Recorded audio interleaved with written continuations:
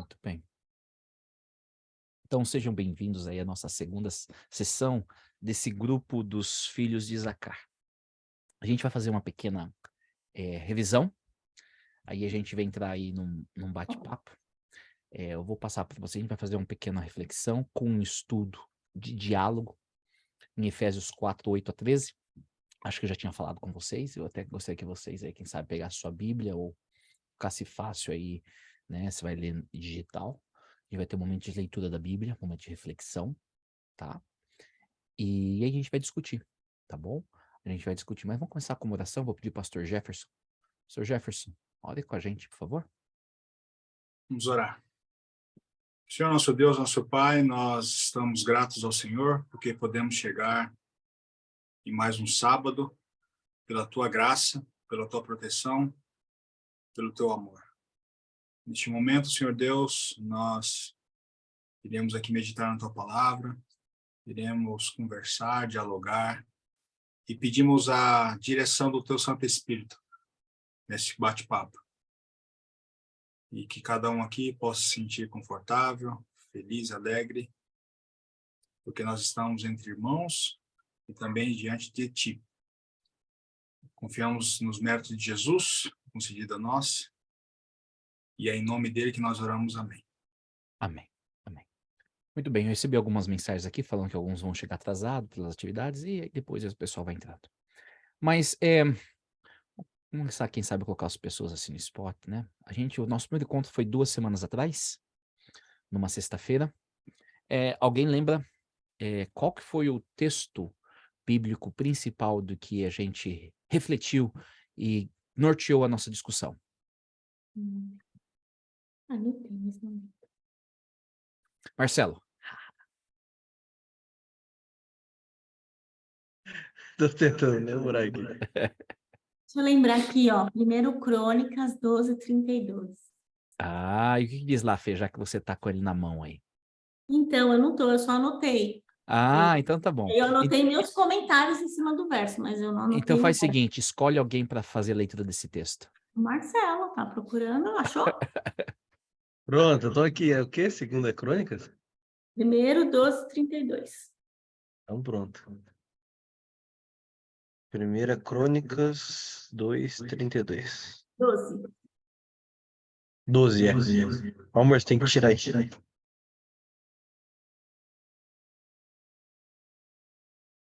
Dos filhos de Issacar, conhecedores da época, para saberem o que Israel devia fazer, 200 chefes de todos os seus irmãos sob as suas ordens.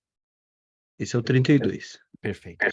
Então a gente lançou esse conceito dos filhos de Isacar, e até o nome aí do nosso geração Isacar, né? Do nosso grupo. Obrigado, Ronaldo, aí por colocar uma identidade visual ao grupo, né? Ali relacionado ao texto, Isacar, né? A palavra Isacar ali no hebraico. E qual que é a ideia? Eles tinham uma habilidade, ou duas habilidades principais que a gente discutiu. A primeira habilidade era sabedores do tempo. Eles conheciam o tempo que viviam. E, de certa maneira, foi isso que a gente discutiu na primeira reunião, né? Que habilidade é essa de saber o momento que a gente vive? E aí a gente deu a oportunidade para vocês aí no whiteboard aqui, né? De colocarem, né? Coisas que vocês veem, coisas que vocês percebem, coisas que vocês estão incomodados, realidades da atualidade. E seja bem-vinda, Kelly, ao nosso encontro.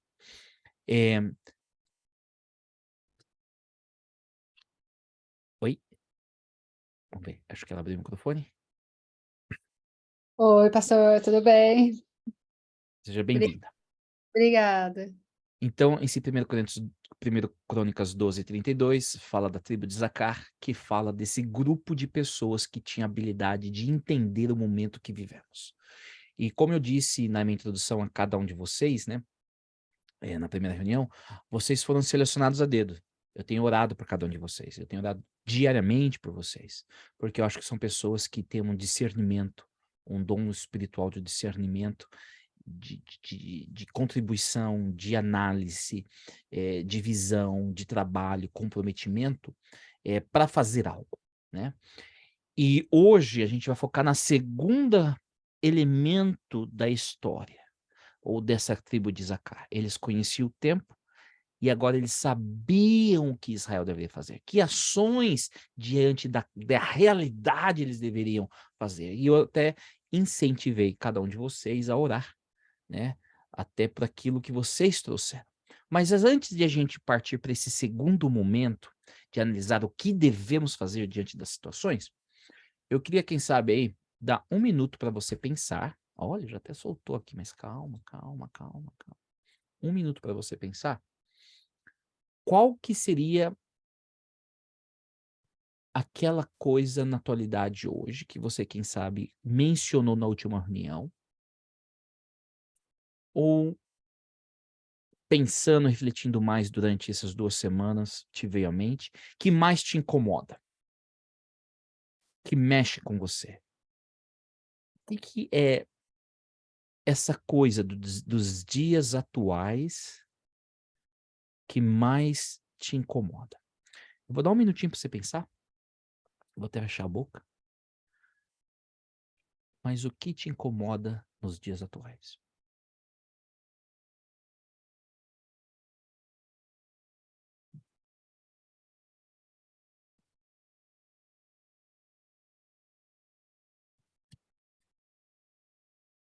E se possível, anota aí.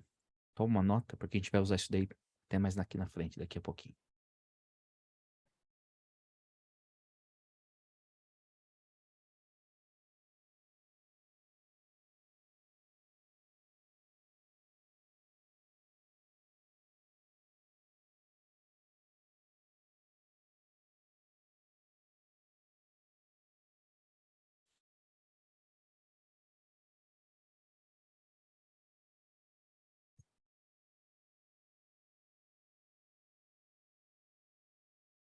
Ó, vocês escutaram a musiquinha aí? Blum, somzinho? Show de bola. Fazer o seguinte, eu queria ouvir de todo um, cada de vocês, mas para isso eu vou dar 30 segundos. Nem é 2, tá vendo? Olha que coisa. Nem é 2. Vamos começar com Ronaldo. Eu? É, eu acho que é até meio utópico falar, mas eu acho que a falta de união, é aquela história da divisão, sempre tem 2 polos, que tem me incomodado atualmente, é isso. Essa falta de união, essa polarização, seria isso? Polarização, exatamente. Ok, olha, ele nem precisou dos 30 segundos dele. Que coisa, hein? Mas ele É. vai dar para mim, ele disse. Você não ouviu? Então, Fê, vai lá. Não preciso, não. A questão, para mim, é a questão da falta de tempo. Muita informação, muito recurso, mas pouco tempo para dar utilidade para isso. Fê, você não usou nem os seus 15 segundos ainda. Estou viu? super menino hoje. Que legal. Oxi. Vamos lá para Rebeca. Eu falei que eu estava ouvindo e entrou no iPad do Cris. Você pode formular a pergunta de novo, por favor? Aí eu comecei a escutar a música que ele estava escutando no iPad dele e eu voltei. Sem problema. Jefferson, você se importa de explicar para ela o que a gente está fazendo? Então, a gente está compartilhando aquilo que mais nos incomoda nos dias de hoje. Similar à pergunta que foi feita na semana. Obrigada, É Jefferson. uma revisão. A revisão, obrigada. A polarização também, a polarização. E eu acho que a falta de um espaço para a gente viver o evangelho de forma autêntica. Ok? Não usou nem os segundos dela. Você vê, só colocar um relógio que a turma se torna sintético, né? Isso, né? Evangelho autêntico. Eu tô anotando aqui, porque vocês têm umas pérolas, coisas lindas, né? E oi, Beto. Bom estar com você também, querido. Kelly e o Beto. A Kelly e o Beto, eu celebrei o casamento deles ao pé do Monte Sinai. Foi um negócio muito lindo e muito especial. Nossa, mãe, onde Deus fez aliança com o homem, eles fizeram aliança um com o outro e com Deus. Nossa, que coisa poderosa. Sendo grande, tá aberto o microfone? Tendo um grande amigo, né, celebrando para a gente. Foi fantástico. Kelly e Beto, se vocês quiserem compartilhar, a gente está perguntando o que mais incomoda vocês no dia, na realidade do mundo atual hoje. Olá. Não, eu comentei com a Kelly, né? A gente fala bastante das pessoas ignorarem, né, que Cristo está voltando. A gente sai sábado de manhã para ir para a igreja e a gente vê as pessoas pensando em todas as outras coisas menos em Deus. Forte isso. Kelly, já bate bola aí. Além disso que ele falou, eu tenho muitas coisas que me fazem me estar inconformada com muitas coisas hoje. A primeira coisa é uma urgência do mundo em contrapor tudo que Deus colocou como princípio de vida. Todos os aspectos. Família, obediência, as leis naturais, dos princípios da Bíblia, mudança de pensamento, uma sociedade tão contrária a tudo que Deus colocou e que Ele colocou, a gente sabe que no estado é o melhor para nós, mesmo que muitas vezes nós mesmos que estudando a Bíblia, participando, a gente não entende, né? Então isso para mim é uma coisa difícil hoje. Eu tenho, assim, meus 30 segundos vai estender, tá, Douglas? Porque eu falo. Olha aí, já passou os 30 segundos. Vai ficar... Tô usando os 15 dele. Mas é assim... Mas assim, nessa parte do mundo da Bíblia, uma outra coisa que me faz assim muito inconformada além das pessoas não acreditarem na volta de Jesus, a outra coisa é elas não verem que Deus é o Criador. Isso mexe muito comigo. Todas as vezes que eu converso com alguém que não me entende que ele é uma criatura e que tem um Deus Criador, me coloca em uma situação assim de pensar como que eu posso fazer para a pessoa enxergar de uma forma diferente. Porque se ela enxerga Deus Criador, tudo muda na vida. Obrigado, Kelly. Vamos para nossa garota que malha, Laim, que incentiva todo mundo a entrar em forma. Vamos lá, pessoal. Gente, eu só malho muito porque eu como muito, entendeu? Eu preciso desse equilíbrio. Vamos lá, o que mais me incomoda, eu comentei algumas coisas semana passada, mas agora, falta de empatia e superioridade dos religiosos. Essa sensação de sou melhor. Me incomoda muito. Forte isso. Beleza. Kelly, acho que ela te emprestou alguns segundos também, tá vendo? Tá todo mundo te ajudando, a gente emprestando segundos. Marcelo, você, querido, o que te incomoda aí? Qual que é o ponto? Vamos lá, jogar as coisas para um ponto, né? O que mais me incomoda é a gente ter tanto para entregar, como a única e a maior esperança, né, para a humanidade, e a gente escolher para quem eu quero entregar isso ou não. Eu fazer esse filtro, quem merece isso, quem não merece isso. E por fim, o que me incomoda muito é ver as pessoas querendo muito o que Deus pode fazer e pouquinho o que Ele é, a presença dele. Relacionamento. Legal. Pastor Jefferson, manda. Então, algo que me incomoda bastante ultimamente é a incoerência. A incoerência em muitos meios, em muitos lugares, em determinadas posições e tudo. Coerência. Muito forte isso. Obrigado por compartilhar. E eu vou soltar para mim aqui. Indiferença. Para mim, aquilo que é oposto ao amor não é o ódio, é a indiferença. Então, essa falta de amor, essa falta de entrega, essa falta de amar, a indiferença me incomoda. Vamos parar por aqui, a gente fez uma revisão. Então, os filhos de Isacar são aqueles que conhecem o tempo. E o que eu escutei de vocês, filhos e filhas de Isacar, que vocês veem o tempo que vivemos, a sociedade que estamos vivendo, e você tem algo que te incomoda. Mas os filhos de Isacar, eles não são necessariamente apenas leitores dos jornais pensadores, filósofos, né, pensadores da realidade atual, mas os filhos de Issacar são agentes de intervenção divina.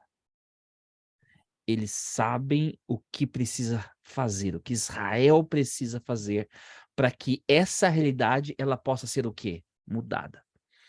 E aí, se a gente ficar só que batendo e brigando com o tempo, o que o mundo é, a gente não passaria de ser um crítico.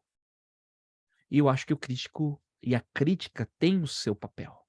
Mas mais do que importante de ser um crítico, é um catalisador de transformação. É um agente de mudança. É aquela pessoa que chega. Jesus usou essa analogia que eu estou falando, o sal da terra, a luz do mundo. Pá, chega, faz a diferença. E o que a gente precisa mais é filhos de Issacar. E agora eu quero focar aqui nessa segunda parte. O que é essa segunda parte? O que a gente deve fazer? A gente vai começar essa jornada, o que a gente deve fazer.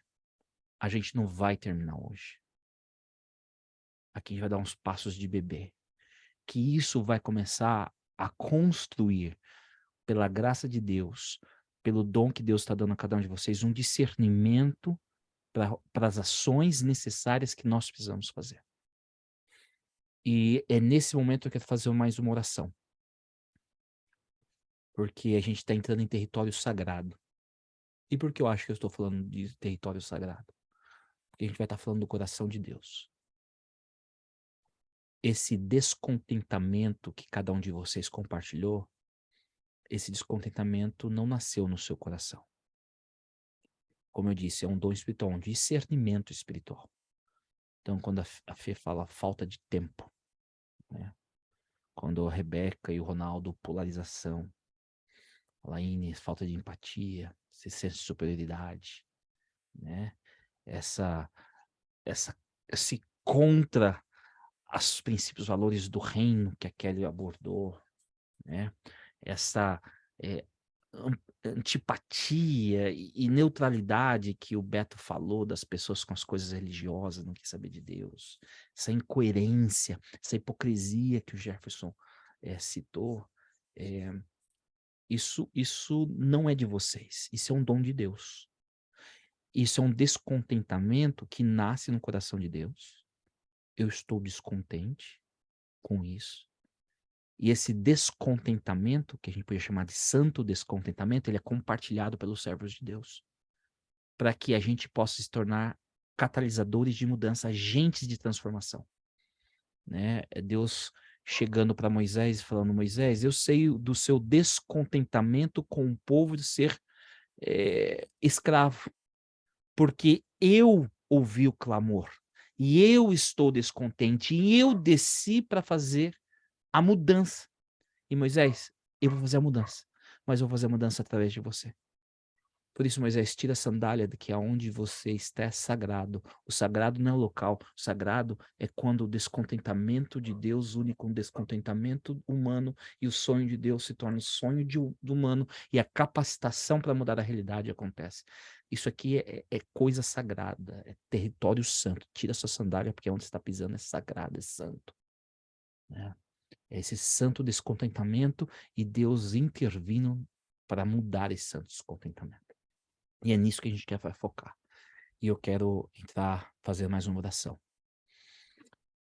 Pai, estamos tirando a nossa sandália, desfazendo do nosso ego, desfazendo-se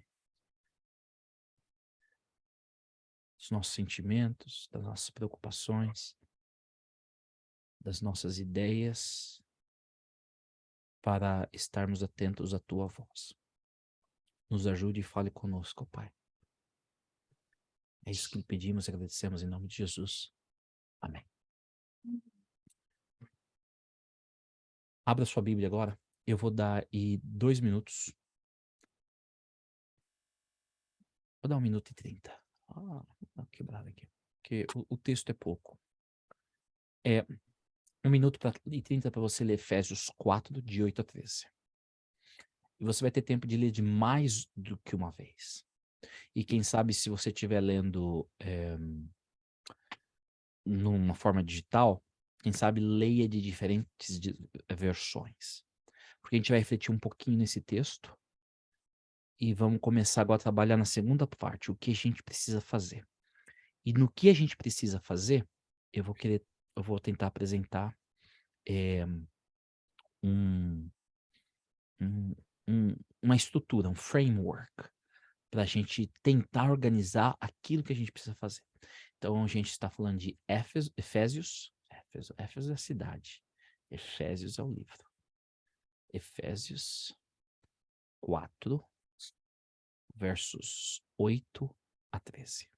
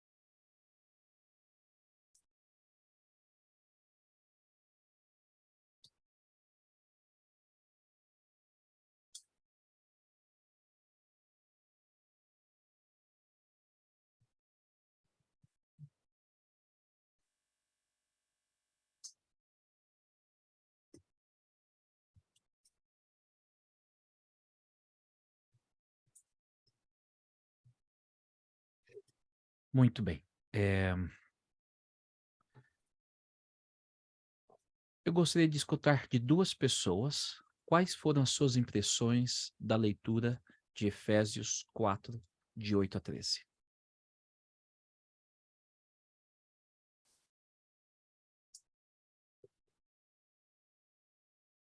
Quem gostaria de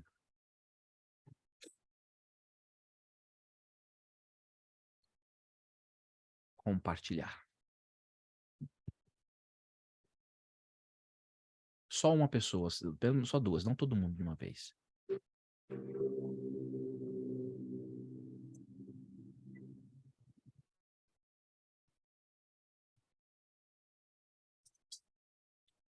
Oi, Douglas. Oi, Beto. O que eu vi aqui foi a distribuição dos talentos, né? Deus distribuiu cada pessoa para fazer alguma coisa, né? E várias responsabilidades, né? Foi uma das coisas que me chamou a atenção aqui. Show de bola, né? Essa é uma das 4 listas que a gente se fala do Novo Testamento, que faz uma listagem dos dons ou dos talentos que Deus deu. Obrigado por lembrar disso daí. Quem mais gostaria de compartilhar o que chamou a atenção? O bom que a gente tá de casal assim, né? Aí eu fico, vai Marcelo, vai, fala aí Marcelo. Aí é o microfone. Isso que é Beto, né, que falou agora? Isso. Eu achei bem interessante isso, e aí eu gostei dessa parte do verso 13 que ele fala, que parece que é o para quê, né? Tipo, todos têm cada um sua tarefa, cada um seus talentos, e é para quê?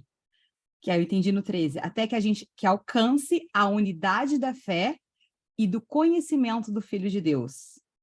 E isso eu acho, é conhecer Deus, é o objetivo. Acho que a gente precisa saber o nosso foco, aonde que está. E aí, não importa o que você faça, o seu talento, para onde que você está indo, sabe? Qual que é o seu objetivo com isso? E aí eu achei interessante isso, que é conhecimento do Filho de Deus. É o objetivo maior, é conhecer Jesus, assim, é essa ideia. Então, é profeta, evangelista, pastor, com que objetivo? Para isso, do conhecimento do Filho de Deus. Muito pontual isso, obrigado. Uma contribuição ao Beto, expandindo, focando o para quê, né? Então, o Beto focou, Deus nos dá dons. E agora, esse segundo comentário, que eu entendi, para que ele nos dá esses dons? Qual que é o objetivo? E seja bem-vindo, Everton. Sei que o Everton estava aí no trem, voltando da escola, obrigado. Ninguém quase conhece o Everton aqui, mas tudo bem. O que eu quero fazer com vocês agora é um breve estudo desse texto. Eu acho que esse texto, em primeiro lugar, o livro de Éfeso, ou Efésios, né? Cidade de Éfeso, o livro de Efésios, ele não é simplesmente uma carta, é um documento do corpo de Cristo, de como a igreja, a comunidade cristã deveria viver. É um tratado teológico, ele é muito, mas muito profundo, o livro de Éfesos, né? O livro de Efésios, né? E quem sabe a gente aborda mais. E quando a gente chega nesse momento aqui, eu acho que aí é a cartilha principal de ministério, entendeu? E o que é ministério? Ministério é a ação de Deus para solucionar um problema. O que é um dom? É Deus capacitando o ser humano para solucionar uma inquietação, um santo descontentamento. O dom não tem um fim em si mesmo. É por isso que os dons são dinâmicos, porque eles vêm para solucionar um problema. Então, por exemplo, o povo recebeu o dom de língua em Atos capítulo 2, por quê? Porque tinha um problema que eles não conseguiriam se comunicar na língua materna de muitos daqueles peregrinos que estavam em Jerusalém. O aramaico, o hebraico era a língua secundária deles, porque muitos vinham de vários países, e o evangelho, para ser alcançado, deveria ser falado na língua materna. Igual quando a minha filha, ela fala português do jeito dela. Mas quando ela precisa se expressar do coração dela e ela precisa ser compreendida, ela fala o inglês, que é a língua materna dela. E ele estava nessa situação. Então, o que Deus faz? Deus dá esse dom de línguas, dom de idiomas, para que possa solucionar esse problema para o avanço do evangelho. Então, o dom é uma intervenção divina para solucionar um problema. E o ministério é quando isso está acontecendo de forma intencional. Então, para mim, esse texto que a gente leu, ele é o compêndio, é o tratado teológico do que é um ministério. E como eu disse, os filhos de Zacar, eles vêm agora e fazem algo. Eles começam a agir, sabem o que devem fazer. Saber o que é de fazer é um dom de Deus. Fazer é um dom de Deus. E como fazer é um dom de Deus. E isso é o quê? É ministério. E é por isso que eu selecionei esse texto para a gente continuar nossa discussão. Então, eu não vou fazer um estudo aprofundado disso. Eu já tenho passado alguns anos estudando esse texto. E até amanhã eu vou falar um pouquinho sobre ele também. Amanhã eu começo a ajudar uma igreja aqui, eu vou fazer 3 palestras para eles sobre como se tornar uma igreja relevante. Mas deixa eu ver se eu consigo compartilhar a minha tela aqui, tá bom? E a despeito de eu estar falando aqui, se você tiver alguma observação, alguma pergunta, alguma contribuição, por favor, fala aí, tá bom? Quem sabe que a tela está minimizada aqui, eu não vou conseguir ver, então não espera não.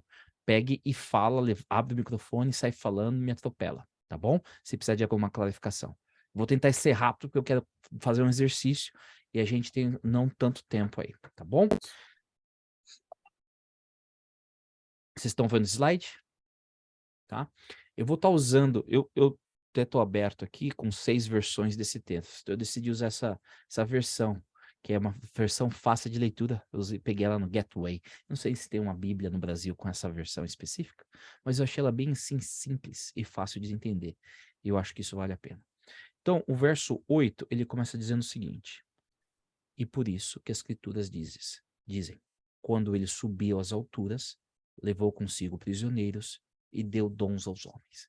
Então, nessa primeira leitura, a primeira imagem que a gente vê é aquela imagem do quê? De Jesus ascendendo ao céu. Não é isso que é a imagem? Ele ascendeu os céus. Mas ele, ao ascender aos céus, ele dá dons. Ele concede esses presentes ao ser humano. Algo divino. uma capacitação divina, né? Em inglês a gente fala empowerment. Ele está empowering, né? Ele está capacitando os seus discípulos. Aí vem o texto continua. Mas aqui o verso 9, e Paulo ele é muito especialista nisso. Ele leva você a pensar de uma maneira, mas ele joga já um prisma diferente. O que dizer ele subiu? Quer dizer, primeiro, que ele desceu até as regiões mais baixas da terra. E aqui, então, Paulo, ele dá a ideia do que você acha que Paulo está falando aqui? Desceu até as regiões mais baixas. Aos pecadores. Aos pecadores é um aspecto. Mas na vida de Jesus, quando é que foi o momento que ele desceu na região mais baixa? Ele morreu. Ele morreu. Quando ele passa pela morte, ele vai no túmulo. Então, Paulo, ele fala o seguinte, vocês estavam pensando que era ascensão? Eu estou falando da ressurreição. Né? Tipo assim, ele desceu no lugar, mas ele ascendeu. Ele leva cativos, o quê? Os cativos da morte não estão mais, estão vivos. Aí você fala, entendi o que Paulo falou. A gente estava pensando da ascensão, Atos 1, né? Mas Paulo está falando agora da ressurreição de Jesus. Aí ele pega e volta e une os outros 2 versos no próximo, né? Aquele que desceu é o mesmo também que subiu acima do mais alto céu para encher tudo com a sua presença. Então, ele fala o seguinte, não é nem a ascensão, nem a ressurreição, é o tudo. Para Deus preencher tudo. Jesus é tudo. E ele é tudo porque ele venceu a morte. E ele ascendeu ao céu e agora ele preenche tudo, traz a plenitude de vida. Cara, isso aqui é muito lindo, muito profundo e dá para divagar muito mais, mas vamos continuar. Eu só quero que você entenda o que Paulo está tentando construir aqui. Então, preencher tudo. Ele deu os dons, ele agora está preenchendo tudo. Jesus é tudo. Aí ele continua, próximo texto, verso 11. E o próprio Cristo, quem é que dá? Ele não está falando que é o Espírito Santo. É o quê? É o próprio Cristo deu a alguns o dom de, tem 5, apóstolos, outros a serem o quê? Profetas, outros de serem o quê? Evangelistas, outros de serem o quê? Pastores, e outros de serem mestres. Deixa eu fazer uma pergunta para vocês. Você acha que toda a lista de dons, ou todos os dons, estão presentes nessa lista? Sim ou não? Não. Não. Vai dizer que tá. Eu acho que são princípios de dons. Bem, todos estão certos. No sentido, se você encarar isso aqui como uma lista, a lista não é completa. Contudo, há muitas evidências que Jesus não está fazendo uma lista.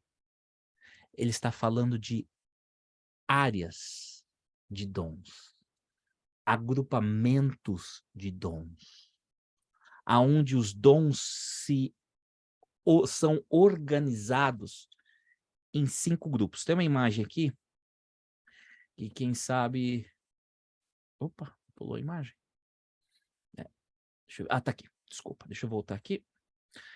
Quem sabe eu peço depois um amigo gráfico atualizar isso aqui para o português. Isso aqui está em inglês. Way Past. Essa é a teologia, ou a estrutura do Way Past. O que é Way Past? A de apóstolo, né, apóstolo. O P de prophet, profeta. O E de evangelist, ou evangelista. O S de shepherd, ou pastor. E o T de teacher, ou mestre, como aparece em inglês. Então, essa é a cicla APAST. E aqui, esse framework, essa estrutura do APAST, ele faz a preposição de que aqui Deus não está falando de dons específicos, mas as categorias de dons. Todos os dons, eles vão se encaixar em um desses 5 grupos. É claro que alguns vão estar em 2. Ou os dons vão ser usados especificamente para um grupo. Então, vamos tentar entender. A palavra apóstolo, no grego, significa o enviado. Então, o apóstolo é aquele que começa algo. Por isso que Paulo foi chamado apóstolo. Ele desbravou, ele ia, começava algo, ele ia e plantava uma igreja, ele abria a picada. O profeta, ele é aquele que entende a vontade de Deus e comunica essa vontade ao ser humano. É aquele que analisa onde ele está e percebe se as pessoas estão vivendo em alinhamento com Deus. E se não as estão, ele chama as pessoas ao arrependimento. Aqui a gente está falando do dom de profecia ou dom de uma visão, alguma coisa. A gente está falando desse dom espiritual. O evangelista seria aquele que convida pessoas para vir participar desse movimento. Então eu gosto ali, né? O apóstolo está saindo, o profeta ele está recebendo e comunicando, o evangelista ele está convidando, tá? Recrutando. O que é o S do shepherd ou pastor? É aquele que está cuidando e nutrindo. Tá? Cuidando e nutrindo. E o T de teacher, de mestre, é aquele que está ensinando algo correto. Então, vamos dizer, o apóstolo ele abre o caminho, o profeta ele vai conduzindo qual é a vontade de Deus, o evangelista vai convidando as pessoas para se unirem. Agora, essas pessoas que se uniram, elas são cuidadas pelo pastor, e agora vem o professor, o mestre, e ele começa a ensinar. E eu gosto dessa estrutura do APAS, porque ele dá essa ideia, tipo assim, eu tenho um dom de organizar as coisas, mas organizar para quê? Organizar para cuidar? Ou é organizar para ensinar? Ou é organizar para avançar algo? Tá dando para fazer seu sentido? Deixa eu fazer uma outra ilustração aqui. Imagine que a gente tem que abrir uma rodovia, né, uma marginal. Aqui, né, aqui no Canadá seria uma 401, né? Abriu uma marginal, uma rodovia de alta. Vai ter aqueles que vão pegar e vão chegar com as máquinas e vão abrir caminho. Sabe? Se tem pedra, vai explodir a pedra. Se tem árvore, vai tirar as árvores. A gente está falando dos apostólicos, aqueles que são enviados, que abrem o caminho. Depois tem aqueles que vão analisar, tá fazendo conforme o plano? Cadê o plano original? Cadê a planta? Cadê o blueprint? Estamos fazendo igual? Ô, pessoal, não, tá equivocado aqui. Sabe aquele engenheiro da construção que está analisando? Esse é o profeta. Pessoal, se reúne aqui, estamos fazendo errado. Não é assim que se faz. Aí agora vem o evangelista. Quem é o evangelista? Pessoal, precisamos de mais trabalhadores aqui. Vem ajudar a gente. Né? Vem a gente ajudar. Então a preocupação dele é recrutar pessoas para, né? O outro, o pastor, o shepherd, é aquele pessoal que está trabalhando. Vocês estão bem? Tá muito calor? Você não quer dar uma descansadinha? Olha, topa um copo d'água. Deixa eu cuidar, né? E aí, hoje o foco não é do APAS, porque tem uma tensão entre eles, né? Porque enquanto o pastor, o shepherd, ele quer cuidar, né?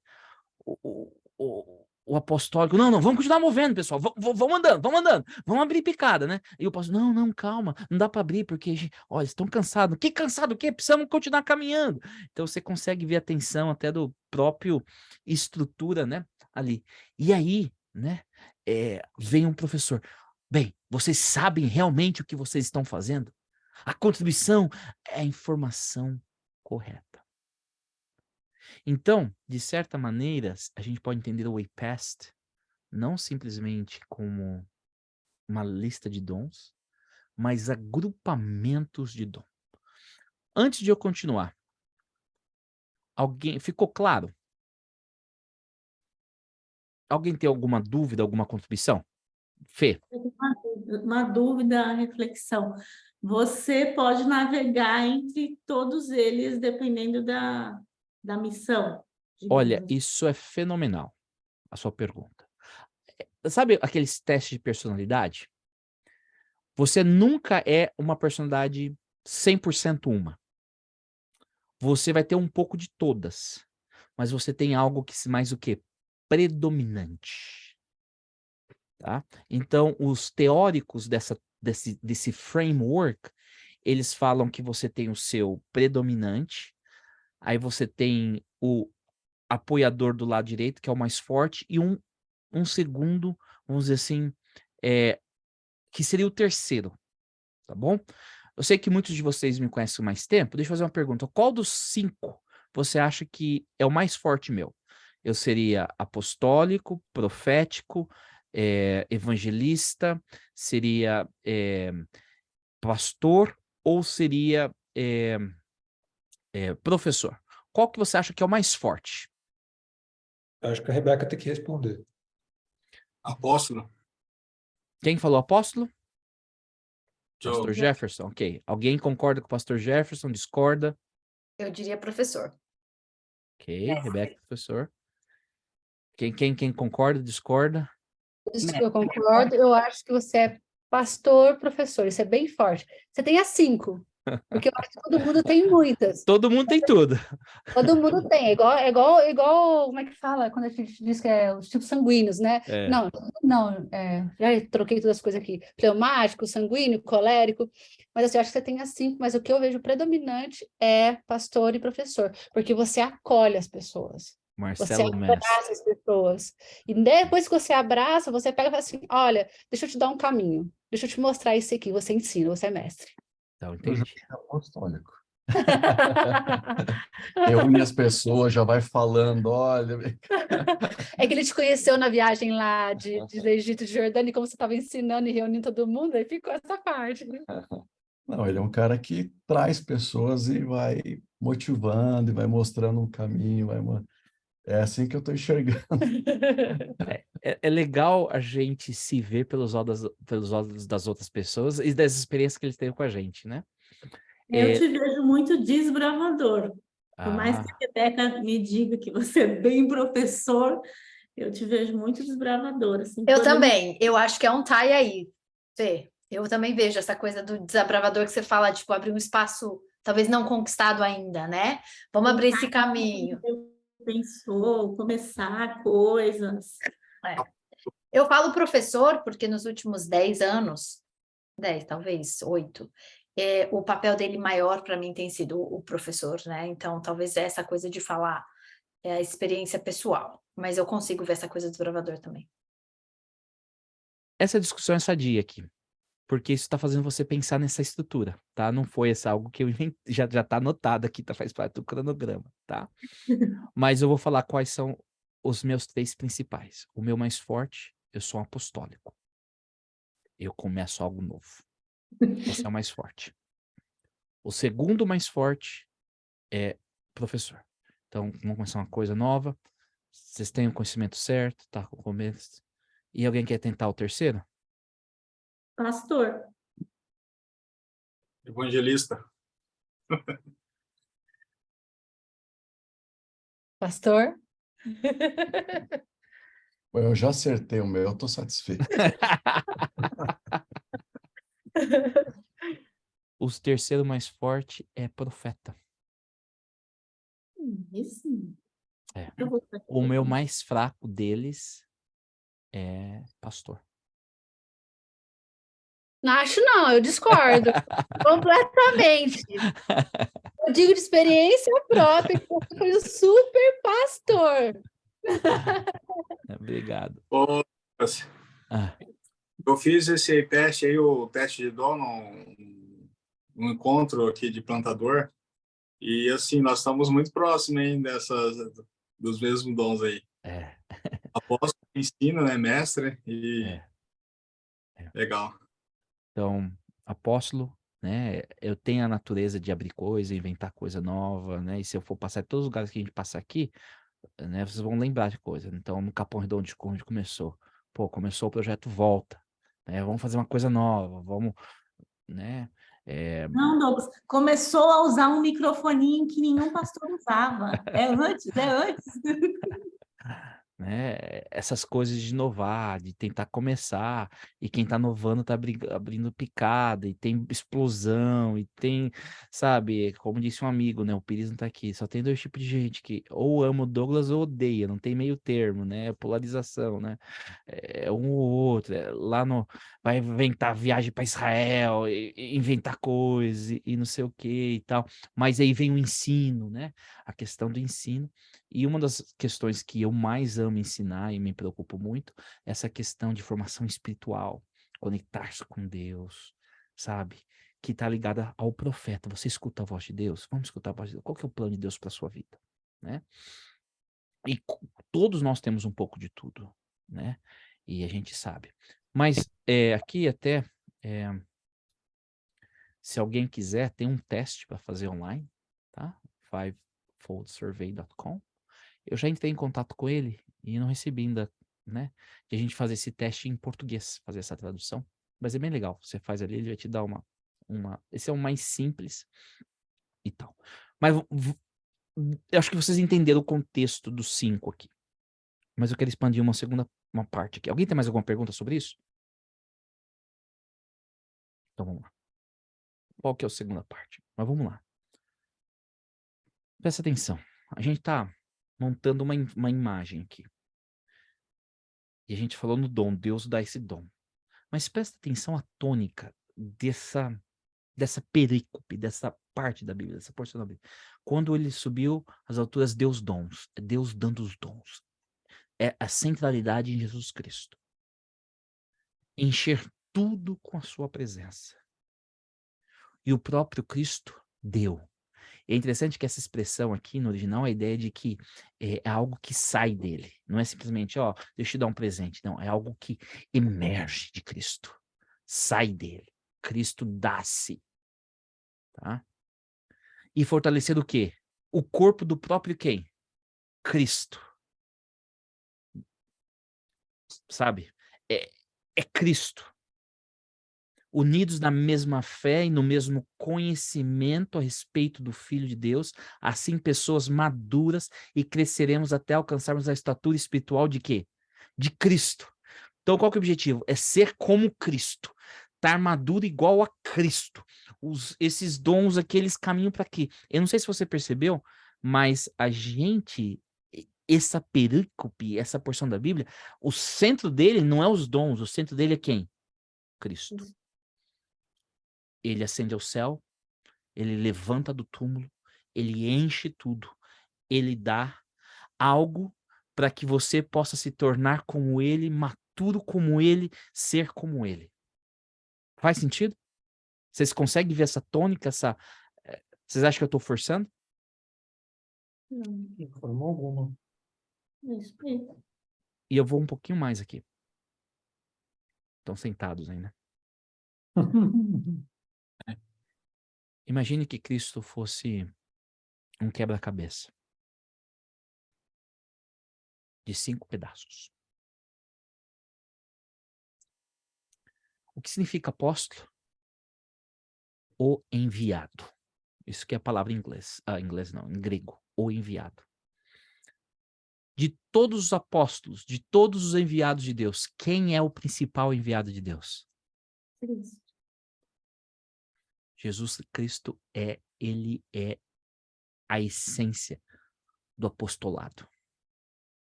Ninguém foi enviado por Deus como Cristo, que desceu do próprio céu para cá.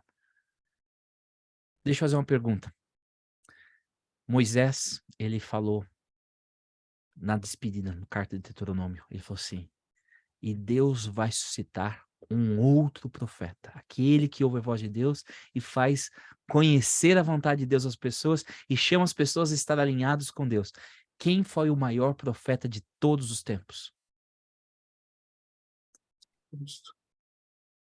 Cristo. Quem foi o maior evangelista? Convidando pessoas. Quando eu for erguido, eu vou atrair o quê? Todos, amém. Quem foi o maior pastor que cuida e nutre de todos? Eu sou o bom pastor. que dá ouvido às ovelhas. E quem é o maior de todos os mestres? Rabi. Cristo. Eu posso entender o ministério de Cristo nessas 5 áreas de ação. E aí, se a gente voltar ao slide, é quando fala, ele deu-se a si mesmo. Ele subiu e desceu. Ele encheu. E a cada um, sabe o que ele fez? Ele deu um pedacinho dele. Cara, que coisa linda.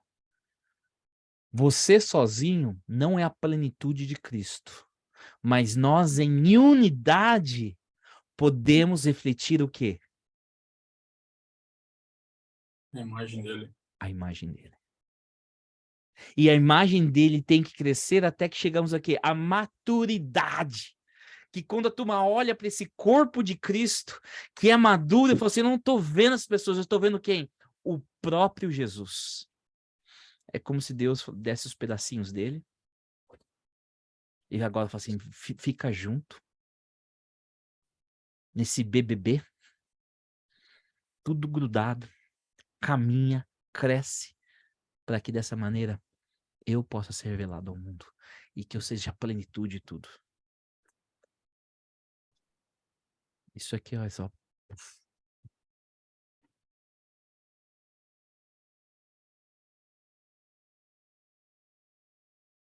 Faz sentido? Mas e é interessante que Emociona. cada parte separada não faz o todo, né? Se fosse só o pastor, fosse só o evangelista, tem que ser a figura completa de Cristo, né? E é por isso que numa igreja você tem que estar promovendo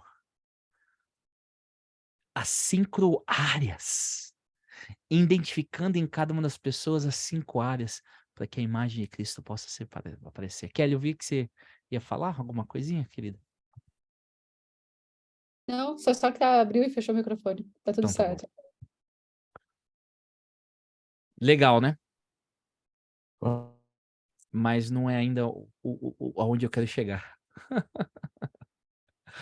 Tá? Não é onde eu quero chegar. Isso aqui, quem sabe a gente fosse entrar numa escola de ministérios, que, né, eu tenho uma classe de ministérios e a gente fala sobre isso e tal, mas não é aqui onde eu quero chegar ainda. Mas isso aqui é importante, tá na mente. É tudo sobre Cristo. É para Cristo, sobre Cristo. Para a imagem dele ser revelada, que a imagem nossa possa ser restaurada. Vou continuar aqui. Agora, eu acho que a segunda tônica desse texto, a gente perde com muita facilidade. E a segunda tônica vem no verso 12. Esses dons, esses pedaços de Cristo, foram dados com o propósito de preparar o povo de Deus para servir. Então, ele vem para preparar, para que o povo comece a servir, e assim fortalecer o corpo de Cristo. E isso deve continuar até estarmos unidos, esse preparo, esse fortalecimento deve continuar até estarmos todos unidos. Por que unido? Porque as peças separadas não mostram nada, tem que estar unido. Na mesma fé. Na fé em quem? Em Cristo. No mesmo conhecimento a respeito do Filho de Deus, e conhecimento na Bíblia nunca é informação, é relacional, no mesmo relacionamento com Cristo, e o relacionamento com Cristo se dá com o relacionamento um com o outro. Assim seremos pessoas maduras e cresceremos até alcançarmos a estatura espiritual de Cristo. Pergunta: já chegamos à estatura espiritual de Cristo? Sim ou não? Não. Não. Não Isso mesmo. é o descontentamento. Está errado isso. Isso quer dizer que os 5 dons ainda existem. Porque os 5 dons, eles existem para fazer o quê? Preparar. Eu sei que todos nós aqui lemos esse texto. Alguém tem alguma outra palavra que foi usada na versão que você leu? Nessa Portuguese New Testament Easy to Read Version, é preparar. Tem alguma outra palavra aqui na sua versão?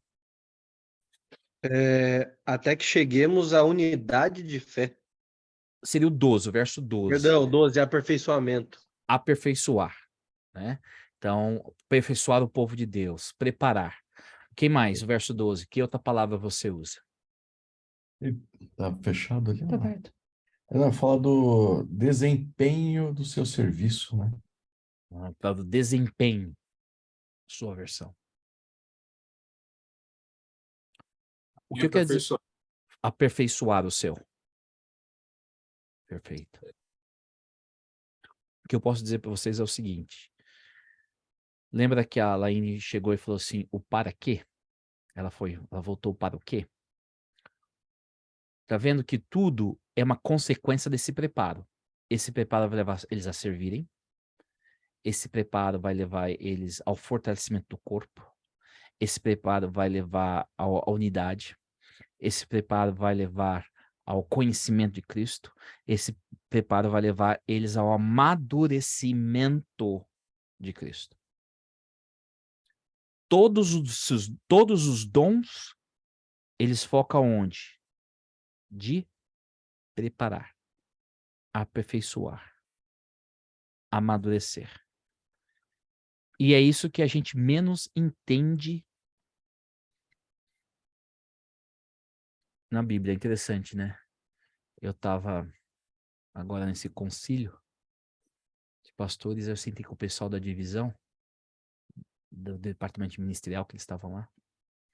E aí eu peguei e falei, cara, eles têm, aqui na América do Norte, eles têm 7 áreas do que todo pastor, bom pastor, tem que ter, né? Então, as 7 áreas do pastor, né? Características do pastor. Eu falei, é tudo bonito isso, mas vocês esqueceram da principal característica. Aí eles, o que você está falando? Aí eu abri a Bíblia com eles, abri Efésios 12. Por que existe o dom do profeta? Por que existe o dom do evangelista? Por que existe o dom disso? Disso é para o quê? Preparar, equipar, aperfeiçoar. Qual que é o ministério do aperfeiçoamento? Vocês entendem que é isso? Vai ficar tudo olhando para mim. Se tem alguma coisa escrita, eu falei, eu tenho um artigo escrito. Posso mandar para vocês lerem. Mas antes de mandar, dá uma estudada. E aqui eu acho a centralidade é Cristo. Cristo é tudo. Cristo acima de tudo e de todos. Mas a coisa mais importante depois de Cristo aqui é esse preparo. Vocês estão vendo o slide ainda? Existe um vocábulo.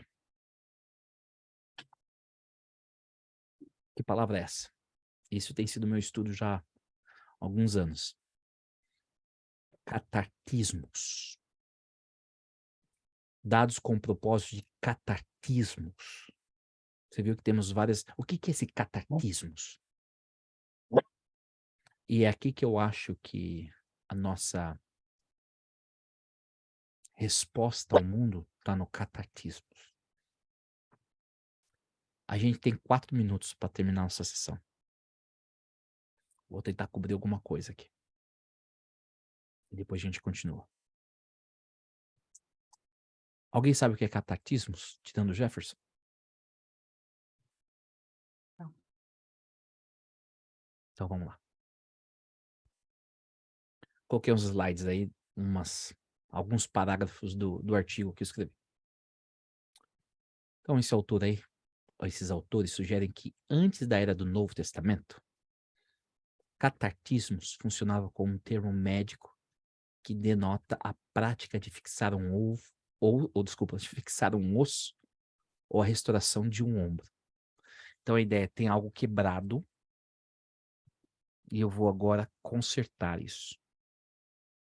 Então, na época da literatura grega, antes do Novo Testamento, catartismos tinha essa ideia de tá conseguindo imaginar a ideia? Soltou o ombro, eu vou ali para arrumar o ombro.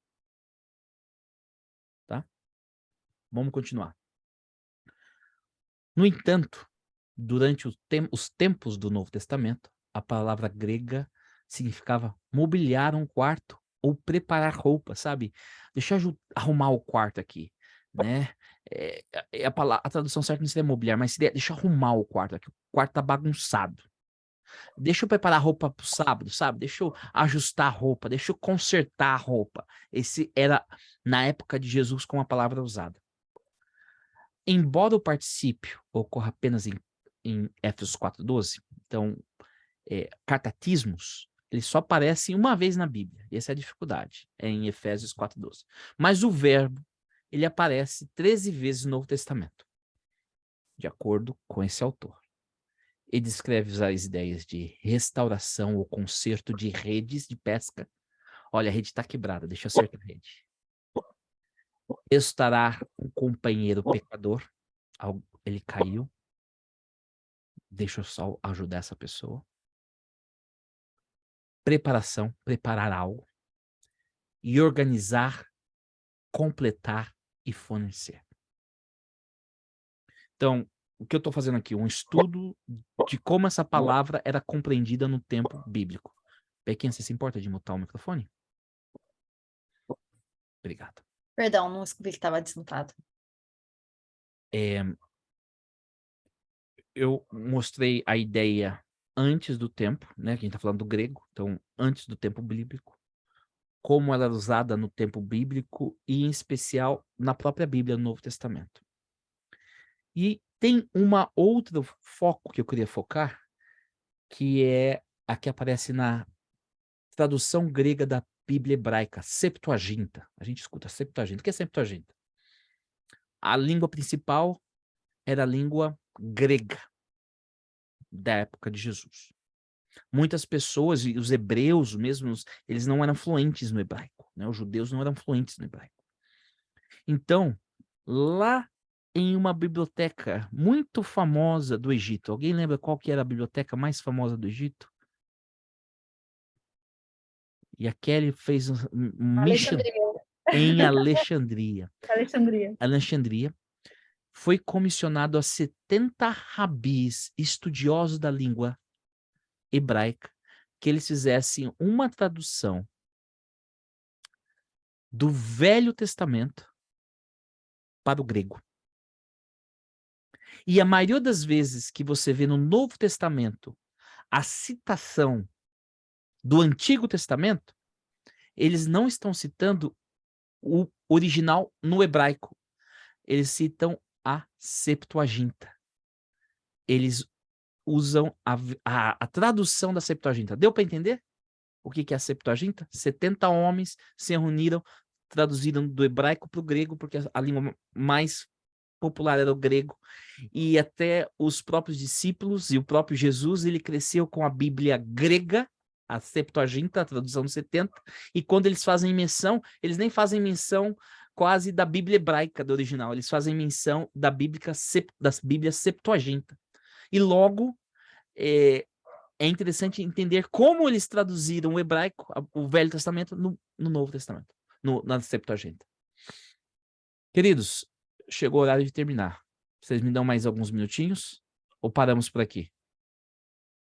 Acho que é melhor a gente parar por aqui. Não pode ir. Não, pode ir, pode ir. Da de Silvio Santos. Continua. Tá ok, nos vemos amanhã. Não. O Carnê, o baú. Conclui o pensamento agora. Então, vamos lá. O verbo grego aparece nessa tradução 17 vezes. Nessa versão do Antigo Testamento. Traduzindo 9 palavras hebraicas de forma única. Consequentemente, o cartatismo, né? O cartatos, na Septuaginta tem vários significados, mas que eles podem ser agrupados em 3 áreas. E aqui é bonito porque se essa é a Bíblia que eles usavam, era isso que eles tinham em mente quando ele falava, quando Paulo falou. Primeiro, estabelecer ou preparar. Segundo, equipar ou restaurar. E completar ou terminar. Essa palavra. E aqui surge uma possível organização das ideias. Portanto, com base no uso da palavra grega cartatismos e sua família de palavras acionadas, esse autor, até Ogden, ele classifica os conceitos emergentes em 3 categorias. Tá muito técnico aqui, não tá não, pessoal? Tá muito chato ou dá para continuar? Dá para continuar. Consertar e restaurar. Então, Deus deu os 5 dons para consertar e restaurar. Mas ele também entende estabelecer e lançar o quê? Fundamento da base. E o terceiro, preparar e treinar. Então é uma palavra que, sabe aquelas desenhos animados que a turma abria aquela caixinha e vai tirando coisas dentro da caixinha e parece que não termina de tirar coisa e sai cama e sai, sabe? Essa palavra ela é tão rica que vai saindo coisa dela. E Paulo escolheu essa palavra inspirado por Deus, iluminado por Deus, para falar qual que é a razão de sermos apóstolos, qual a razão de sermos profetas, qual a razão de sermos evangelistas, qual a razão de sermos pastores, qual a razão de sermos mestres. Em resumo, esses autores sugerem que a palavra denota os conceitos de trazer algo ou alguém de um lugar de inépcia ou ineficácia para plena plenitude, funcionamento, tornando completamente adequado ou suficiente para algo. Sejam bem-vindos. Esse triângulo quem desenvolveu foi o Ronaldo. Esse é o Já triângulo... existe, só desenho de Sim, novo. desenhou, né? Esse triângulo é o triângulo impossível. E eu adaptei esse triângulo, porque esse triângulo que ele desenhou foi para minha dissertação de doutorado. O triângulo impossível, as 3 coisas precisam acontecer. Um dos lados desse triângulo, o Penrose, como que é? Não vou Isso saber mesmo. como é. É isso Penrose. mesmo. Penrose. É consertar e restaurar. O que significaria? E aqui vem algumas implicações minhas. Consertar e restaurar, entende-se que algo está quebrado. A gente está quebrado como indivíduos. A nossa sociedade está quebrada. A nossa comunidade está quebrada. E a gente precisa o quê? Restaurar. O ministério de preparar, o ministério de cartatismos, deve ajudar os crentes a ficarem bens e completos, consertando o que está quebrado, trazendo de volta ao alinhamento adequado e suprindo o que está faltando. E ao falar isso, 2 imagens vêm à minha mente, de 2 pessoas que estão nesse grupo. A primeira foi a minha esposa. A minha esposa, ela entendeu que a contribuição do reino de Deus dela é ajudar na saúde mental. Pessoas estão quebradas. Ela vive o catequismo. Ela foi chamada por Deus, dotada por Deus para trabalhar nisso. E outra coisa que vem em mente, assim, quando eu li, foi 2 imagens que veio. Foi da Rê e do Ronaldo. Da Fê e do Ronaldo. Rê. Foi uma mistura, né? De Ronaldo e Fernando, né? Da Fê e do Ronaldo. Família. É algo que eles focam muito, ministério lindo. As famílias estão quebradas, os casamentos estão quebrados. A gente precisa consertar. Então, um verdadeiro catequismo entende que está quebrado e propõe o quê? Uma restauração. Um conserto. Então, Que ao mesmo tempo é uma característica dos dons. E que área que seria isso? Ah, tem que vir aqui nas anotações. Mas eu anotei. Não seriam todas? Ela envolve todas, mas ela, quem sabe, um denominador mais forte, as 2 áreas de vocês. De consertar e restaurar? O Profeta, pastor? né?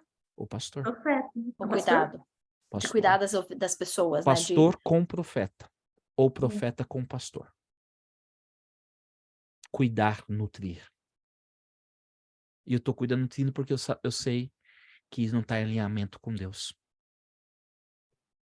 Então, Rebeca, Ronaldo e Fê, quando a gente analisa essas coisas, vocês são profetas, pastores, ou pastores profetas. Por que, eu não entendo o porquê do profeta ainda, para mim. Porque o profeta, eu anotei aqui, ele entende a vontade de Deus e comunica a vontade ao ser humano e também admoesta no erro.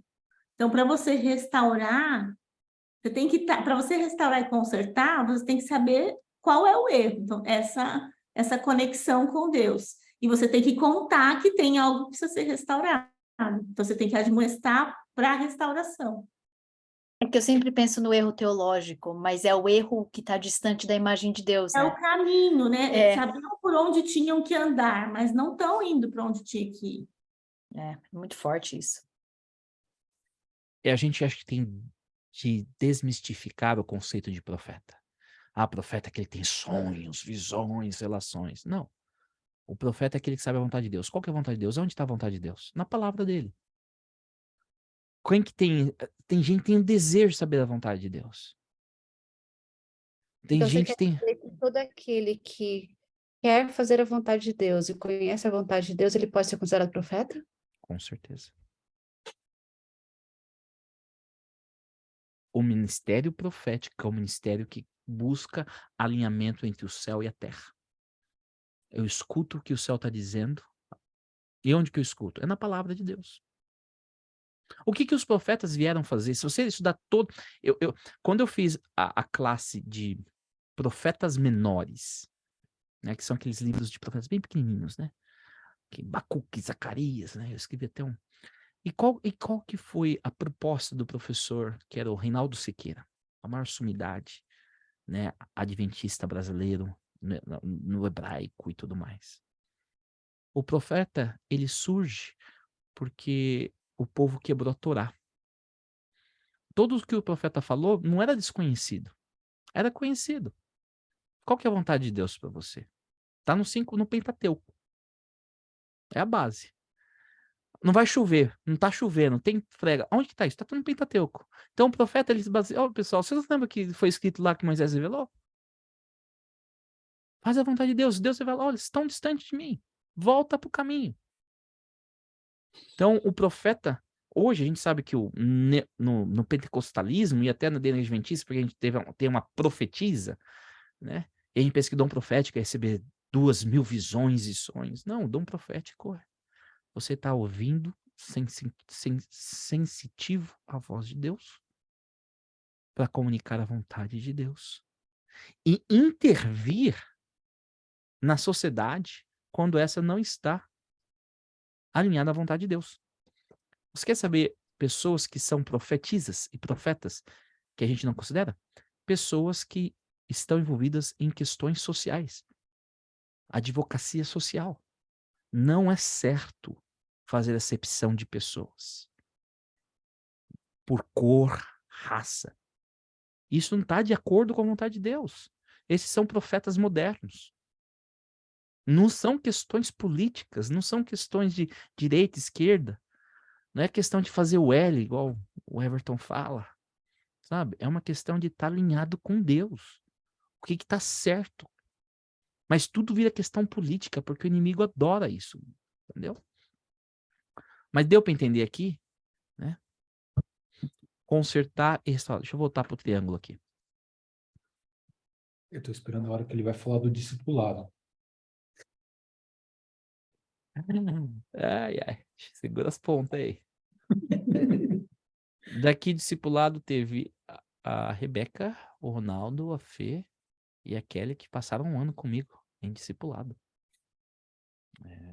Vocês sofreram as minhas tentativas de abrir caminhos. Mas o triângulo do catequismo, o dom do profeta, o dom do apostolado, o dom do evangelista, ele tem que estabelecer, lançar o quê? Fundamento. Ele não só conserta e restaura, mas estabelece e lança fundamento. O que isso quer dizer? O ministério de preparar evoca o fornecimento, olha que bonito, evoca. Nossa, até parece que eu sou um cara inteligente, assim, quando eu uso umas palavras assim, né? Evoca o fornecimento de estratégias e recursos adequados para fundamentar os crentes em Jesus por meio da adoração privada ou pública. Enraizar os crentes na Bíblia. Lembra aquilo que a Kelly chama atenção, o Beto está ignorando, né? E elevar os crentes à maturidade por meio de processo intencional de discipulado relacional. Chegou aí, Ronaldo. Deu para entender? Então, o cartatismo, ele não só cura, mas ele te dá fundamento, ele ajuda, ele dá base, é o alicerce para o seu crescimento. E vem um terceiro. Preparar e o quê? Treinar. O ministério de preparar visa ajudar os crentes a descobrir seu chamado único. Desenvolver o seu dom para um ministério. E mobilizar os crentes para servir e preparar outros.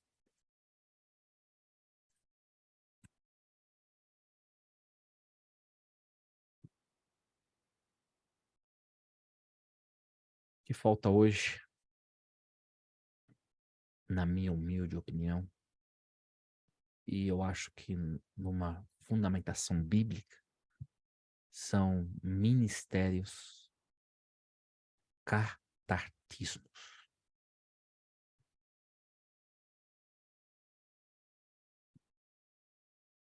E não sei se você percebeu, mas se você olhar todo o descontentamento de que cada um de vocês colocou, de certa maneira, ele se enquadra nesse triângulo. Verdade ou não é?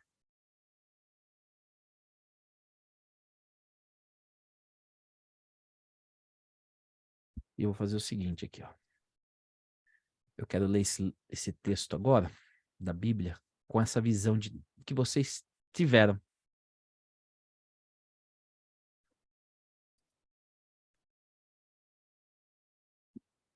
Essa visão agora é diferente.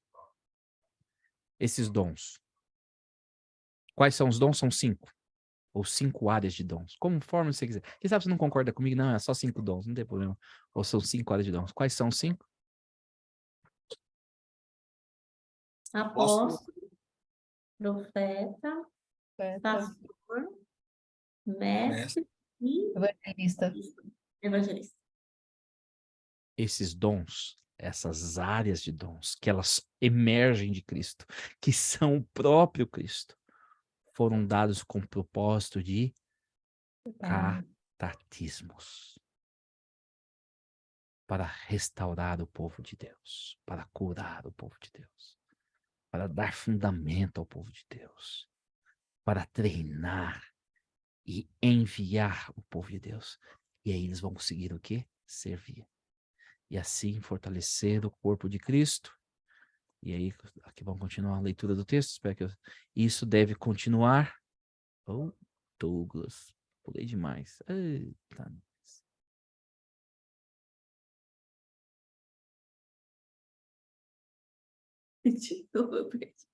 E isso deve continuar até estarmos todos unidos na fé. É esse catartismo que vai ajudar a gente a estar unido na fé, na restauração, na fundamentação, no capacitação, no empowerment, na mesma fé e no mesmo conhecimento a respeito do Filho de Deus. Assim seremos pessoas o quê? Maduras. Por que seremos maduros? Porque fomos curados. Por que seremos maduros? Porque estamos fundamentados na palavra. E por que somos maduros? Porque conhecemos nossos dons, somos capacitados e somos capacitados para capacitar outros. E vamos crescendo até alcançarmos a estatura espiritual de Cristo, até aparecermos como Cristo Jesus. Eu acho que você nunca mais vai ler esse texto da mesma maneira, né? Com certeza. Aí a pergunta fica: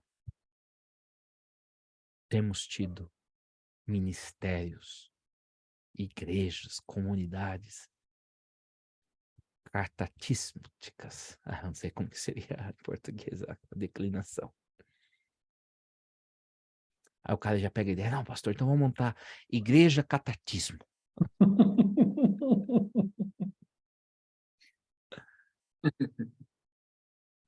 Mas os ministérios hoje, eles perderam a sua relevância porque elas não vêm para curar, restaurar, não vêm para estabelecer e fundamentar, e não vêm para treinar e capacitar.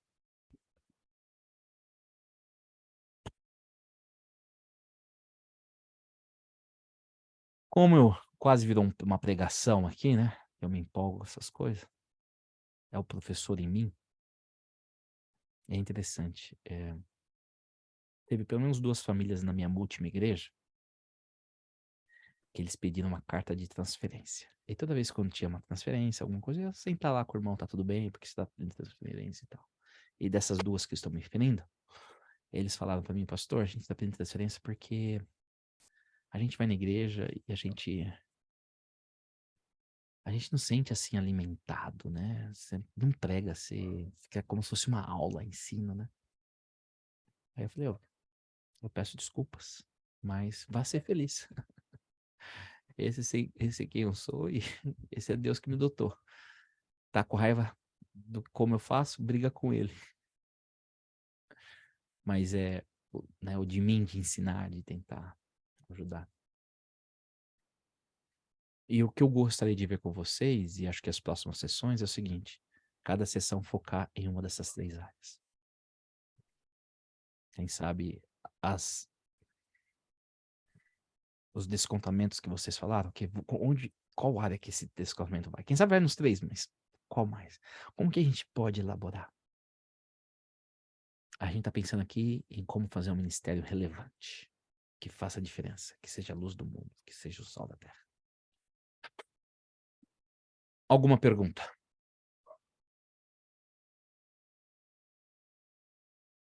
Eu tenho, pastor. Manda, Marcelo.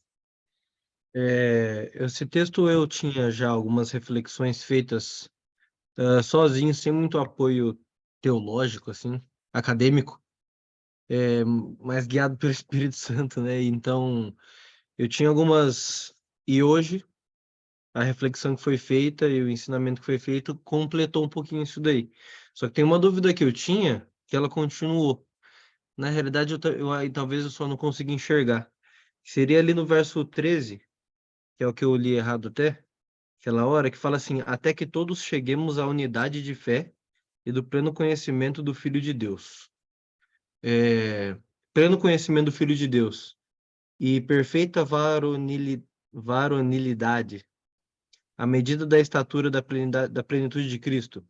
Essa segunda parte eu até compreendo um pouco, mas quando a gente fala chegar em unidade de fé, todos, quando eu olho para a igreja, na realidade eu não consigo entender, não sei se a gente vai chegar essa unidade de fé todos.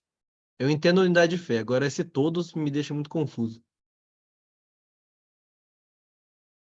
A gente está estudando aqui algo utópico. E por que utópico? Porque na parábola do joio e do trigo, você lembra, acho que Mateus capítulo 13, né? Senhor, você não plantou boas sementes? Mas da onde veio o joio? Aí ele responde, o inimigo fez isso. Então, Senhor, vamos arrancar o joio. Ele falou assim, não, você não pode arrancar o joio, porque se for arrancar o joio, o trigo sai junto.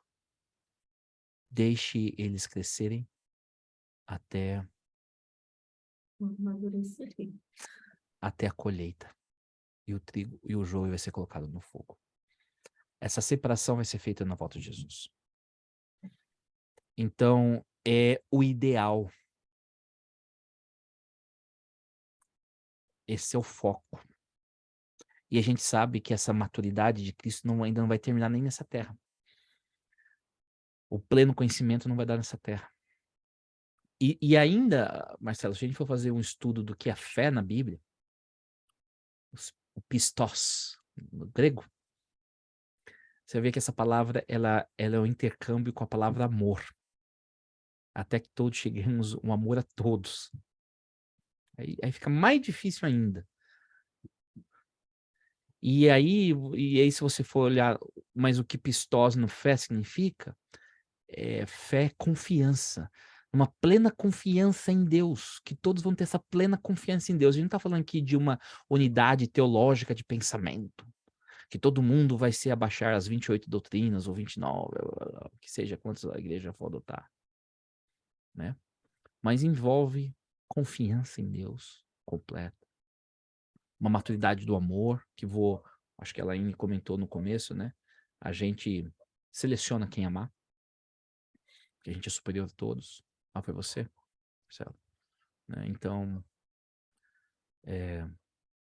Então, você está no caminho certo. E é um desafio. Mas eu vou responder aqui. Eu não vou lembrar qual filósofo grego agora. Porque se eu falar, vou falar totalmente errado.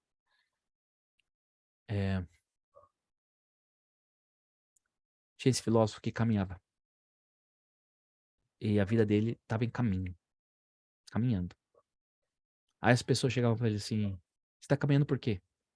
Ele falou assim, eu tô indo em direção ao sol. Aí a turma falou assim, mas você nunca vai chegar no sol. Não adianta você ir em direção ao sol. Ele falou assim, mas pelo menos eu tenho uma direção que eu tô indo. E você? Entendeu? Então a gente tem que ter uma direção. Mesmo que a gente não chegue lá. Faz sentido? Ajudou? Completamente. Eu tinha uma noção exatamente de como você conduziu a resposta, mas talvez eu precisava de um mestre para dar uma direção, exatamente essa direção. Então a gente tem que ter Entendi. perguntado pro Jefferson e não pra mim. Tinha deixado o Jefferson responder. Show de bola, entendi sim. Alguém mais tem alguma pergunta? Tá tarde. Tá tarde aqui, tá tarde no Brasil. Só não tá tarde em Vancouver, onde o Everton tá. Provavelmente lá ou ele deve estar comendo ou tá tomando um banho na banheira. Porque, como a Juliana, a esposa do Everton, diz, né? Rebeca, me ajuda com a frase que ela fala. Os humilhados serão exaltados. Exaltados. E ela Para, gosta- Milo! Gente, ele tá com fome. Os humilhados serão exaltados. E ela gosta de fazer isso quando tá dentro de uma banheira, tomando um banho. Aí ela faz o story que ela soltando o bath bomb na banheira, assim, ó. Os humilhados serão exaltados. É a banheira e o bath bomb. O único que tá cedo é o Everton, que tá 3 horas, acho, pra trás da gente aqui. Todo mundo. Muito bem. A gente acha que tem uma direção para as próximas reuniões. Tá? Muito bom. Só para... Perdão. Quem ia falar alguma coisa?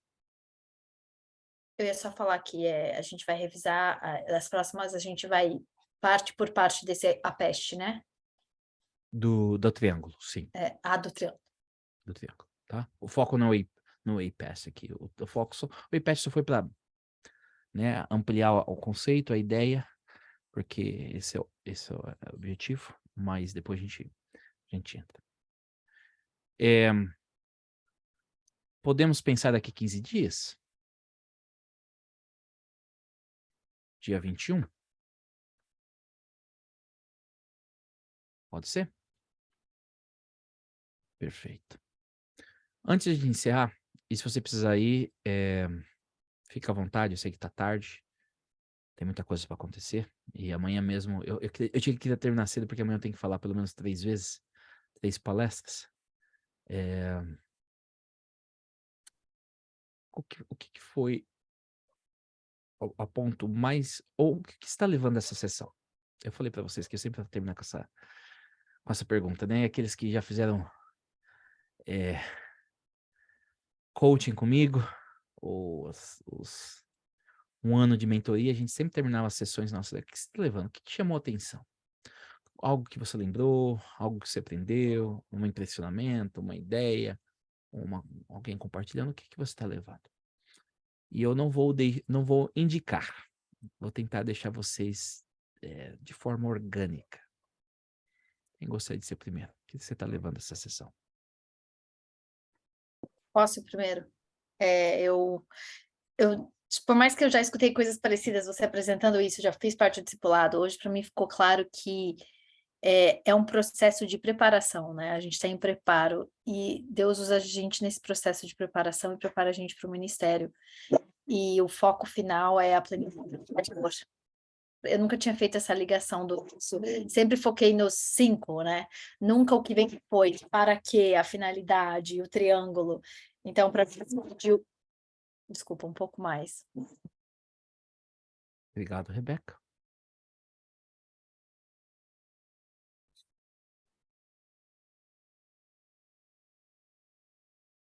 Bom, para mim, quando você colocou as peças se encaixando, como é que fala lá? Quebra-cabeça. Quebra-cabeça. Daí isso daí me emocionou, né? Da gente entender que todos esses aspectos estão realmente tudo em Cristo. E que é ali que é que deve ser o nosso foco, o nosso entendimento, né? Isso daí para mim foi bem forte. Obrigado, Beto. Para mim, os ministérios, eles têm uma finalidade, um propósito de restauração, de saúde, enfim. Eles não estão ali só por estar, fazer evento, como às vezes acontece. E essa ideia que Efésios 4 nos traz, ela é muito significativa e faz a gente repensar, né, o caminho, né, que a gente está trilhando. Se a gente não sabe o caminho correto a seguir, aonde a gente chegar será sempre o lugar errado, né? Então a gente precisa reavaliar conceitos, reavaliar crenças e reavaliar principalmente o nosso propósito, nossa identidade com Deus, onde vai fazer esses ministérios de fato vão fazer diferença na vida de outras pessoas, né? Bem, Eu fiquei bem feliz de ver um pra quê, porque eu sempre fico pensando, eu vou fazer isso, mas pra quê? Pra quê? Tipo, pra quê que vai fazer tal coisa? E pra quê? E aí com o pra quê agora eu tô conseguindo, como o pastor Gerson falou, a gente começa a pensar na gente, tipo, começa a ressignificar algumas coisas. Pra que eu tô fazendo tal coisa? E aí, propósito e relacionamento com Deus e essas coisas vão criando forma pra mim agora. obrigado. E acho que um ponto importante é o seguinte, né? Muito do que a gente está falando é algo que já vive, que já acontece de uma forma orgânica. Mas parece que agora as peças... agora tá fazendo sentido. É nessa estrutura que as coisas orbitam, que eu chamo de sistema operacional. Né? Eu e o pastor Jefferson, a gente se encontra toda sexta-feira. Né? Na maioria a gente tenta, né? Quando o calendário dele dá e o meu dá, né? E a gente estuda assim, né? A gente foca, ora, né? Qual que é o sistema operacional de Deus? Como Deus trabalha? E é legal a gente ver na palavra dele, né? Uma estrutura, né? Que vai além da uma leitura superficial e te dá significado e entende. Aquele momento eureka, né? Ora assim. Quem que seria o próximo? Ou a próxima? Ellie. Eu gosto muito dessa parte de como você estuda a Bíblia, Douglas, desde o discipulado, desde as nossas viagens, toda essa parte. E o que eu gosto e o que ficou para mim hoje, ao estudar as 5 fases, né, os 5, né, modelos que a gente tem, apóstolo, profeta, rapidamente a gente já faz né, uma atividade mental aqui, eu já fico, mas eu estou agindo, eu estou evangelizando, eu estou sendo com o apóstolo, o que eu estou fazendo, o que eu estou trabalhando. Eu já trouxe rapidamente o que eu estou fazendo aqui hoje, aqui no Brasil, em São José, eu estou fazendo. Ainda virei para o Beto e falei assim, eu estou fazendo isso, está dando certo. Já fiz uma análise de tudo que estava fazendo, se eu estava pastoreando, se eu estava ensinando, se eu estava criando, se eu estava moldando. E eu trouxe não só para o meu contexto onde eu estou trabalhando na igreja, na área que eu estou trabalhando, mas também na minha casa. Então, para mim, já deu uma repaginada e tudo, eu falei assim, não estou, preciso melhorar, acertar caminhos, identificar. Aí lembra no que ela acabou de falar, eu esqueci seu nome, perdão, você falou antes de mim, mas ela falou do para quê. Laine. Fala de novo. Laine. Laine, do propósito, da identidade, com os parâmetros, junto com para quê, para ver se a missão está indo no caminho certo. Então, para mim, foi tudo isso. Só isso e tudo isso.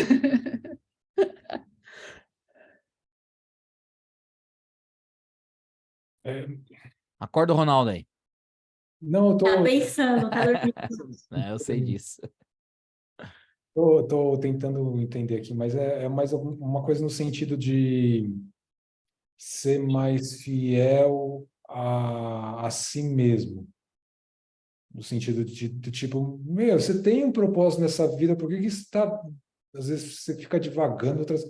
Não é. Ser fiel àquilo que você acredita, aquilo que você é, e quando você põe para fora aquilo que Deus deu para você, aí as coisas começam a funcionar. E daí as peças se encaixam, né? Meio abstrato, desculpa.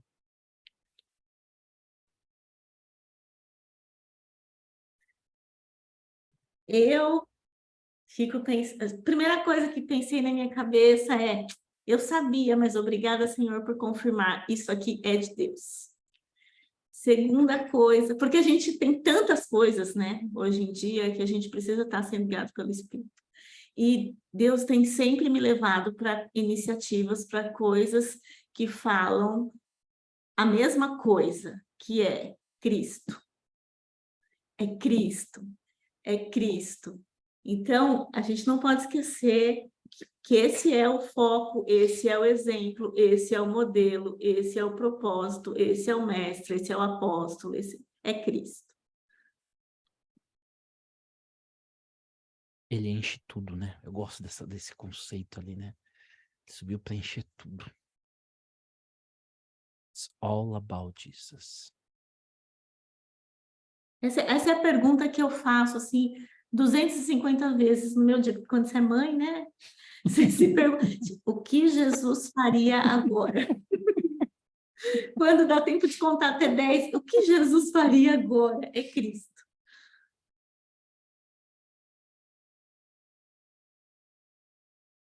Olha, eu acho que... Não sei se o Everton ainda tá aí, né? Acho que ele Ai, saiu. Mas o que eu levo com certeza é a resposta da minha pergunta, né? Que eu tinha essa pergunta há muito tempo. E perceber que dentro dessa divisão do triângulo, a parte ali da restauração, ela mexe muito comigo. Eu percebo que eu tenho bastante coisa a entregar nesse sentido. Muito bem, meus queridos. Obrigado aí pela jornada. Todos já falaram, né? Pastor, Pois não, Jefferson. aqui só tem mais uma contribuição aqui, Por favor. até faz parte dessa parte do início da leitura que a gente fez. Eu gosto da versão da NVI, que ela fala assim: quando ele subiu em triunfo às alturas, levou cativo muitos prisioneiros e deu os dons aos homens. Né? Ela coloca como a ascensão de Cristo como um triunfo, e agora, desse triunfo, ele dá uma resposta como dons aos homens. Então, esse triunfo que ele traz, existe algo que precisa dar continuidade aqui, para as pessoas experimentar uma realidade diferenciada, é os dons. Então, ele sobe com triunfo, e associado a isso está o quê? Os dons sendo concedidos à sua igreja para continuar vivendo aquilo que ele fez aqui na Terra, nos seus ministérios. É muito lindo isso. E mais lindo ainda entender que os dons, eles são o próprio Cristo. Ele dá a si mesmo. Cara, isso é muito forte. Aquela música do Thiago Arraes, ele é, né? Se tivesse assim um momento de apelo aqui, porque a única coisa que se torna isso aqui um sermão é se tiver um apelo, né? Vira um sermão. Sonete canta. Não, Enquanto você estava fazendo o puzzle, era essa música que estava na minha cabeça. Ele tira o pecado do mundo. Ele ficava, sabe, muito interessante, a mesma sintonia. Aham. Tira o pecado. Na minha cabeça estava a versão Felipe Valente. Né? Então, ele é triunfante e ele dá a si mesmo, para cada um de nós carregarmos ele. Aí, quando você conecta isso daí, o que é a Santa Ceia? Cara, é comer, fazer parte desse Cristo, sabe? É participar do apostolado, é participar do profeta, é participar do evangelista, é participar do professor, do pastor. Isso é muito, muito forte, muito bonito. E ele dá pra gente retornar à imagem dele, à plenitude dele. Que volta a Gênesis 1. Fomos criados à imagem e à semelhança de Cristo, ou de Deus. Saímos de lá e para lá voltaremos. Aí Colossenses 1, 15, 16, né? Tudo foi criado por ele, para ele e por ele. Pai, obrigado pela conversa que tivemos, pelo estudo, pelas contribuições, pela... É como se tivesse caído dos nossos olhos assim um véu e a gente conseguisse ver melhor Jesus Cristo, melhor quem nós somos, nosso propósito, para que estamos aqui, para onde estamos indo. Eu oro que essa jornada continue e continue para que possamos vivenciar ministérios reais. E o que é ministério real? É um dom colocado em prática. E o que é o dom? O dom é Cristo. É colocar Cristo na rua para restaurar, para fundamentar, para treinar e enviar. Ajude-nos. É em nome de Cristo que nós oramos. Amém. Amém.